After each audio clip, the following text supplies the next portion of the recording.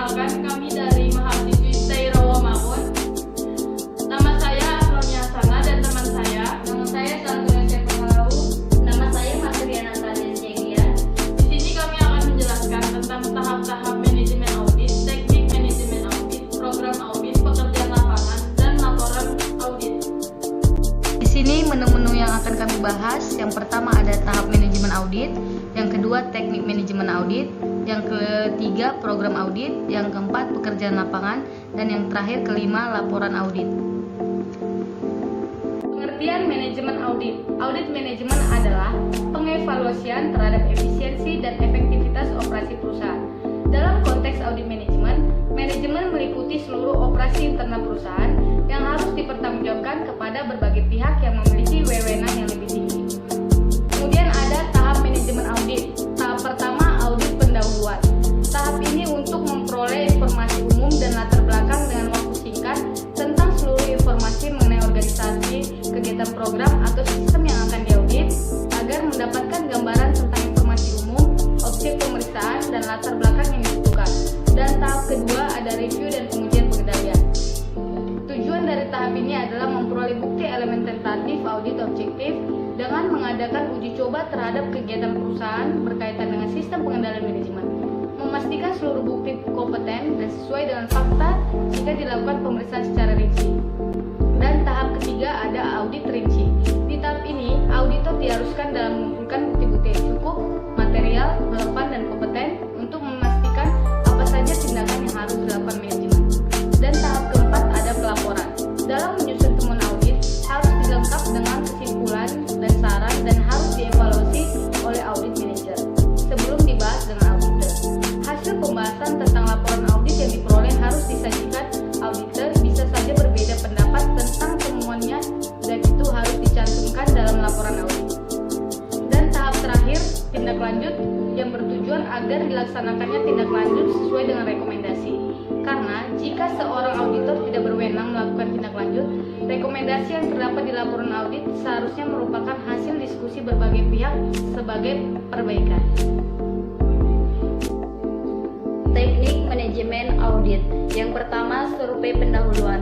Tahapan ini auditor melakukan pengamatan serta tanya jawab kepada masing-masing personil. Tahapan ini bertujuan untuk memperoleh gambaran umum mengenai siklus informasi dan pembagian tugas.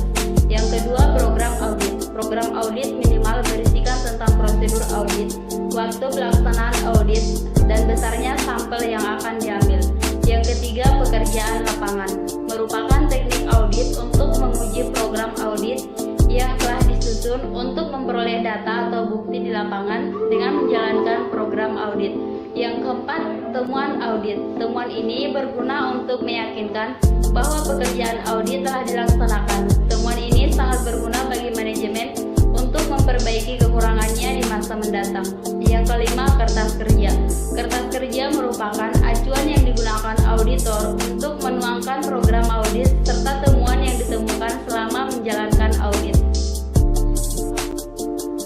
Program audit. Program audit adalah serangkaian kebijakan dan prosedur untuk menentukan bagaimana evaluasi bisnis atau proses audit harus dilakukan. Audit program pada umumnya melibatkan petunjuk khusus seperti apa, berapa banyak bukti yang harus dikumpulkan dan evaluasi, serta yang akan mengumpulkan dan menganalisis data tersebut, dan termasuk juga kapan hal tersebut akan dilakukan. Jenis audit program yang digunakan biasanya disesuaikan dengan jenis bisnis tersebut.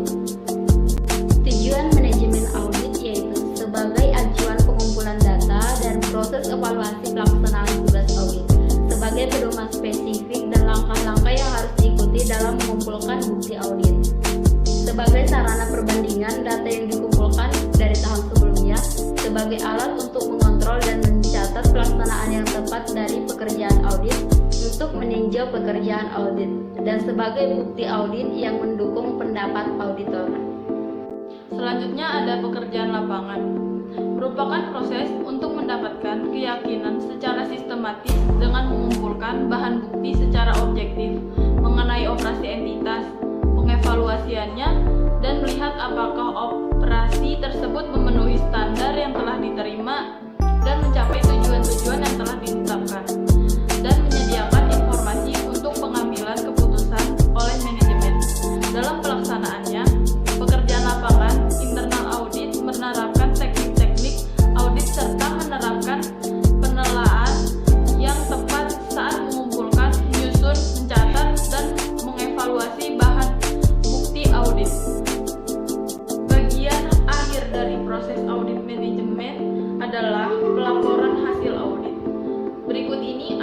contoh laporan audit.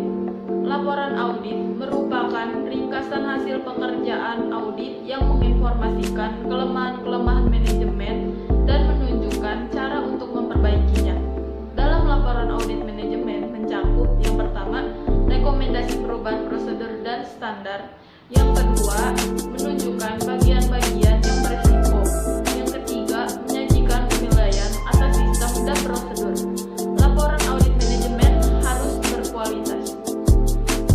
Terakhir ada kesimpulan. Dalam menjalankan audit, kinerja manajemen seorang auditor melakukan 5 tahapan yang memiliki tujuan. Masing-masing 5 tahapan dalam audit kinerja manajemen beserta tujuannya antara lain ada tahapan audit pendahuluan dengan tujuan pemahaman auditor terhadap objek audit, penentuan tujuan audit, penentuan ruang lingkup dan tujuan audit, penelaahan terhadap peraturan dan kebijakan yang berkaitan dengan objek audit, pengembangan kriteria awal dalam audit, tahap review terhadap pengendalian manajemen dengan tujuan pernyataan tujuan perusahaan, rencana perusahaan yang digunakan untuk mencapai tujuan, kualitas dan kuantitas SDM yang sesuai dengan tanggung jawab yang dipikul, dan adanya pemisahan fungsi yang memadai, kebijakan dan praktik sehat, sistem review yang efektif.